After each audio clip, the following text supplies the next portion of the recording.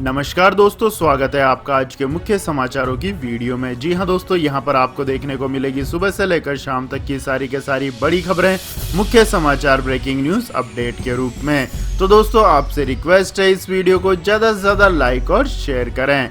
तो दोस्तों, जान लेते हैं आज की पहली बड़ी खबर। जम्मू कश्मीर में आर्टिकल 370 हटने के 2 साल पूरे होने पर पाकिस्तान ने मनाया शोक। जी हां दोस्तों, जम्मू कश्मीर से अनुच्छेद 370 और 35A खत्म किए जाने के 2 साल पूरे हो गए हैं। इस मौके पर 5 अगस्त को पाकिस्तान ने फिर से शोक मनाया है। इमरान खान सरकार ने गुरुवार की सुबह 9 बजे देश भर में शोक सभा का ऐलान किया। इस दौरान पाकिस्तान की सड़कों पर ट्रैफिक रुक गया और 1 मिनट का मौन रखा गया। इस प्रोग्राम का नाम योम-ए-इस्तेहसाल कश्मीर रखा गया। पाकिस्तान के मंत्री शेख रशीद अहमद ने कहा था कि उनकी सरकार और पाकिस्तान के लोग कश्मीर को लेकर तब तक प्रतिबद्ध रहेंगे जब तक यूएनएससी के तहत कश्मीरियों को आत्मनिर्णय का अधिकार नहीं दे दिया जाता। शेख रशीद पाकिस्तान के वही मंत्री हैं जिन्होंने एक बार भारत पर पाव भर के परमाणु बम से हमला करने की धमकी दी थी। इसके बाद दोस्तों, रुक करते हैं अगली खबर का। वायु प्रदूषण से बढ़ रहा है डिमेंशिया का खतरा, सोचने की क्षमता हो रही है कम। जी हां दोस्तों, दुनिया में तेजी से बढ़ रहे वायु प्रदूषण से लोगों में डिमेंशिया बीमारी का खतरा बढ़ता जा रहा है। इस बीमारी में लोगों को सोचने की क्षमता और याददाश्त धीरे धीरे कम होती चली जाती है।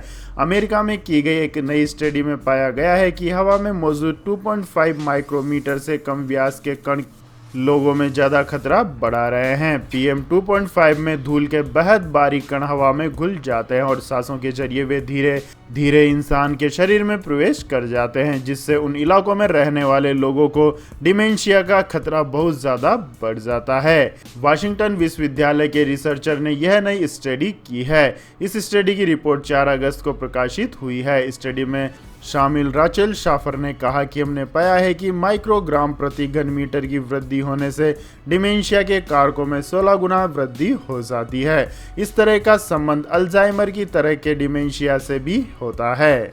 इसके बाद दोस्तों, जान लेते हैं अगली खबर। मिड डे मील से पहले स्कूलों में अब नाश्ता भी मिलेगा।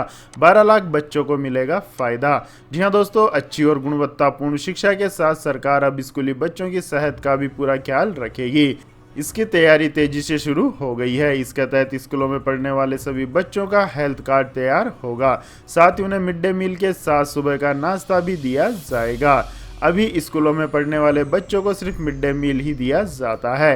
हालांकि सुबह का नाश्ता देने की शुरुआत सभी ऐसे जिलों से की जाएगी जो कुपोषण से सबसे ज़्यादा प्रभावित हैं। आपको बता दें दोस्तों, सरकार ने यह पहल नई राष्ट्रीय शिक्षा नीति की सिफारिश के बाद की है, जिसमें यह कहा गया है कि कई अध्ययनों से यह साफ हुआ है कि सुबह के पौष्टिक नाश्ते के बाद कुछ घंटों में कई सारे मुश्किल विषयों का अध्ययन अधिक प्रभावी होता है।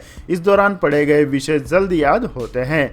नीति में इसके आधार पर ही स्कूली बच्चों को मिड डे मील के साथ सुबह का नाश्ता देने की भी सिफारिश की गई है। इसके बाद दोस्तों, जान लेते हैं अगली बड़ी खबर। टोक्यो ओलंपिक में गोल्ड का सपना टूटा। ओलंपिक में सिल्वर जीतने वाले दूसरे भारतीय पहलवान बने दहिया।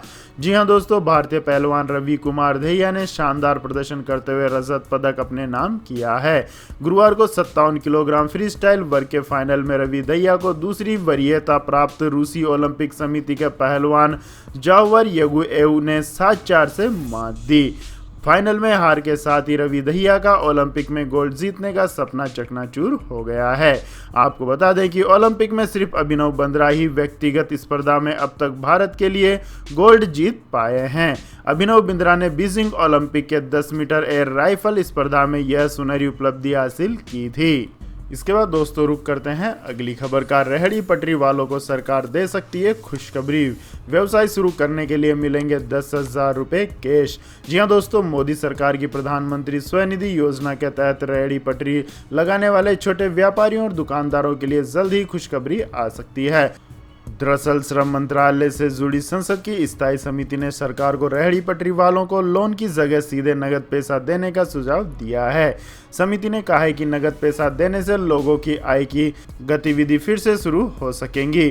समिति का कहना है कि कोरोना महामारी का सबसे अधिक असर मजदूर पर ही पड़ा है, ऐसे में उन्हें मदद की सबसे अधिक जरूरत है। समिति चाहती है कि अगर लॉकडाउन जैसे हालात दोबारा पैदा होते हैं तो मजदूरों के खातों में सीधे पैसे ट्रांसफर किए जाए। इसके बाद दोस्तों जान लेते हैं अगली बड़ी खबर। कम बारिश की वजह से कई राज्यों के जलाशय खाली, बिजली उत्पादन और सिंचाई कार्यों के प्रभावित होने का है अंदेशा। जी हां दोस्तों, देश में अच्छी बरसात के बावजूद देश के अधिकांश बांधों में पर्याप्त पानी नहीं भरा है। उत्तर प्रदेश, मध्य प्रदेश, हिमाचल प्रदेश, पंजाब व छत्तीसगढ़ समेत देश के 9 राज्य ऐसे हैं जिनका जलाशय अभी खाली दिख रहा है। इससे बिजली उत्पादन और सिंचाई दोनों प्रभावित हो सकते हैं।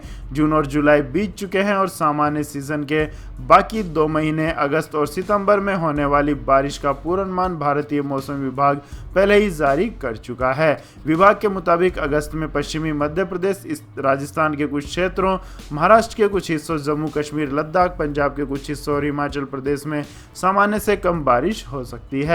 अगस्त में भी उत्तरी राज्यों के बांधों में पर्याप्त पानी नहीं भर सकेगा और सितंबर की बारिश का इंतजार रहेगा। इसके बाद दोस्तों जान लेते हैं अगली खबर। फिर चलेगी मुंबई की लाइफलाइन लोकल ट्रेनें, उद्धव सरकार कर रही है विचार। जी हां दोस्तों, कोरोना की स्थिति ठीक होने के बाद अब मुंबई की लाइफलाइन कही जाने वाली लोकल ट्रेनें आम लोगों के लिए दोबारा शुरू की जा सकती हैं। मुख्यमंत्री उद्धव ठाकरे ने बृहस्पतिवार को कहा कि उनकी सरकार मुंबई की उपनगरीय ट्रेनों के दोबारा परिचालन पर विचार कर रही है। उन्होंने कहा कि इस संबंध में निर्णय सभी पहलुओं को ध्यान में रखते हुए लिया जाए। दरअसल कोरोना महामारी के प्रकोप के कारण लोकल ट्रेनों का परिचालन आम लोगों के लिए बंद कर दिया गया था। बीते 3 सप्ताह से मुंबई में नए कोरोना मामलों की संख्या हर दिन 500 से कम है। कोरोना समेत अन्य दल और लोग महाराष्ट्र सरकार से मुंबई की लोकल ट्रेनों को आम लोगों के लिए भी शुरू करने की मांग कर रहे हैं। इससे पहले स्वास्थ्य मंत्री राजेश टोपे ने भी इस मुद्दे पर प्रतिक्रिया दी थी। उन्होंने कहा था कि मुंबई लोकल ट्रेनों में आम लोगों को सफर की इजाजत देने संबंधित निर्णय को अभी विचार करने के लिए रखा गया है। इस पर अंतिम निर्णय मुख्यमंत्री उद्धव ठाकरे को लेना है। इसके बाद दोस्तों जान लेते हैं अगली बड़ी खबर। देश के कई राज्यों में अगले 5 दिनों तक भारी बारिश का अलर्ट। जाने आपके इलाके में कैसा रहेगा मानसून। जी हां दोस्तों, भारी बारिश की तगड़ी मार झेल रहे मध्य प्रदेश को 5 दिनों तक कोई बड़ी राहत नहीं मिलने वाली है। मौसम विभाग की ओर से जारी ताजा अपडेट्स के मुताबिक कम दबाव का एक क्षेत्र उत्तर पश्चिमी मध्य प्रदेश और आसपास के इलाकों पर बरकरार है। यही नहीं, मानसूनी ट्रफ रेखा गंगानगर, नारनौल, उत्तर पश्चिम मध्य प्रदेश के ऊपर निम्न दबाव के क्षेत्र के केंद्र से गुजरती हुई वाराणसी, गया, बांकुरा के साथ दक्षिण पूर्व की ओर बंगाल की उत्तर पूर्वी खाड़ी की ओर जा रही है। इसकी वजह से अगले 5 दिनों तक मध्य प्रदेश में व्यापक बारिश होने की संभावना जताई गई है। मौसम विभाग की ओर से जारी चेतावनी में कहा गया है कि बाढ़ की तगड़ी मार झेल रहे मध्य प्रदेश को अगले 5 दिनों तक मध्य प्रदेश में बारिश से निजात नहीं मिलने वाली है। यही नहीं, अगले 24 घंटों के दौरान पश्चिमी मध्य प्रदेश में भारी से बहुत भारी बारिश होने की संभावना है।